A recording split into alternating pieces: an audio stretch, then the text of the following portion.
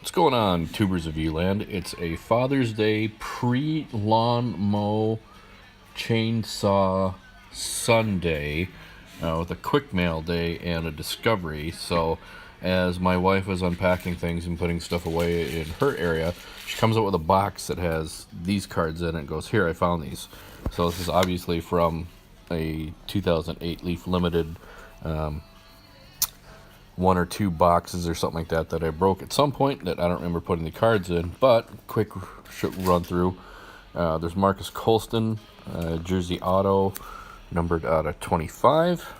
And I remember opening two boxes and pulling two cards. I think I did this at Nationals when I was by myself in Baltimore. Maurice Jones-Drew jersey. If anyone wants those cards, like there, let me know. Also, is there a Cowboys collector? So Felix Jones patch, which was numbered out of 10. And then there's a triple Bucks jersey of Garcia, Cadillac, and Galloway. That'll go to Mr. Fisherbike. And then Brett, I never actually asked you or knew if you had any issues with Brandon Marshall. He's a Bronco, but the guy was kind of an asshole, so I understand if you didn't want it, if you don't like him. But Brandon Marshall banner season jersey, numbered out of 100, that will go to you if you want it, along with a Brandon Marshall patch, 2-color, beautiful stitching on it. Check this out, out of 15. That'll go out to Brett as well, unless he says he doesn't want it, because the guy's a douche. I don't know any Bengals collectors. Chris Collinsworth, numbered out of 40. And then a parallel spotlight of Aaron Rodgers, numbered out of 99. Randy Moss jersey with some like ribs, numbered out of 100. And no surprise, Fred Taylor, beautiful 4-color patch. I somewhat PC Fred Taylor, meaning that if I get his cards, I keep them, because I always liked the guy, even though he had a severe issue with his pulling his balls all the time. 10 of 50. Then there was a Jamal Charles patch, 3-color patch, out of 10. It's a event worn because that was his rookie season. And then, sorry Michael, but this one won't be coming your way because I like Sterling Sharp, but 2-color Sterling Sharp legend patch, numbered out of 25. And then this was kind of the surprise, Joe Flacco 3-color patch rookie auto, was in this loose box, numbered out of, what is it, 49. So fun little find on a Sunday morning that you're not expecting. So that was kind of cool. Again, if anyone knows a Bengal fan, let me know about that. Brett Broncos fan, Boston Broncos fan. The two Brandon Marshalls be yours. Mr. Fisherbike is going to get this Tampa card along with a few others that I got. Let me know if someone knows a Cowboy fan or Saints and Jags fan. And then for the other actual mail day, this is really going out for old school fans. So since my income level is down, I'm not going to be able to buy cards at the same level. I'm going to focus some on going back to older sets. By the way, this is what geeks do.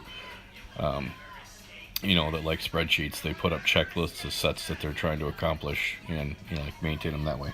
Anyway, so I'm going to be doing older school stuff, a lot of stuff, filling in sets from the 90s that I never finished back then or wanted to put together, but stuff back then was too expensive, didn't have money.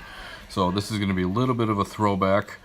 I got a mail day in from checkoutmycards.com of a bunch of stuff I bought, and also a prime example of make sure you're buying the right cards and that you don't waste $18 buying stuff that's not what you're actually trying for. We'll get to that in a second. So first up, really old school, 1991 Pacific Pick the Pros. Some of the very first insert sets there are. This was so freaking awesome back in the day because it had all this gold foil on it. That was an incredible card circa 1991. I want to say it's 91. Yep, 1991. Absolutely unbelievable card. Booked for it was a $20 card, which when packs were 50 cents and $1 back then, the buck was even expensive. This card, no way you're spending $20 on it. And then a silver Jerry Rice Pick the Pros. got those off there. That was awesome. And then as I was going through my books, my 2 binders, I saw that I had an Emmitt Smith of this set and decided, well, let's put this set together. So I got this one off eBay. Fleet of Foot. I think this is 1997 Skybox EX. Or not, it's EX 2000. Yeah, it's 97. That's right. So Sean Springs, I got that for like $1.50 off eBay. Came on a plain white envelope, but it was free shipping, so I didn't care. But then adding to Emmitt Smith and that one, I'll have to check out my cards.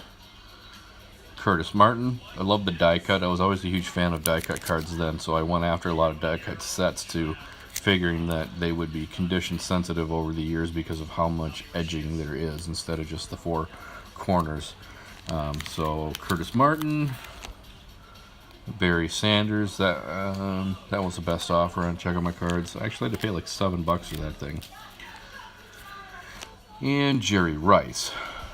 So hopefully Alan, Zuffo TBS, and Denny and Sixfer would be going apeshit over this stuff because it's old school sets. And then this is a set that I've always loved. I don't know why, because it's actually kind of like cheesy. But it's 1997 Collector's Edge, the Livin' Large hollow foil set. So there's a regular set that's not hollow foil. It's a beautiful look at the rainbowing going across there. Look at that, absolutely gorgeous, and both sides have it. So the regular set's the regular set. The hollow foil set is limited to 100 of each, and I've got a few in my binder, but I added Curtis Martin, Mike Allstott. Look at that. Look at the refracting. Eddie George. What up, Denny? It's just a great big head of Eddie George. I guess it is case all of them. Troy Davis. There's a number of shit bags in the set, but you know, if you're gonna put together, you got to deal with shit bags. So that's it for there. And then this is a prime example of what I mean by buying. Make sure you know what you're buying. So Atlanta Attitude was a set from Skybox Dominion from 1999. I forgot that there was a regular set and then like a 1 per case version set of it. The 1 per case version set is what I'm going for. The cards are a little bit thicker and there's like streaks.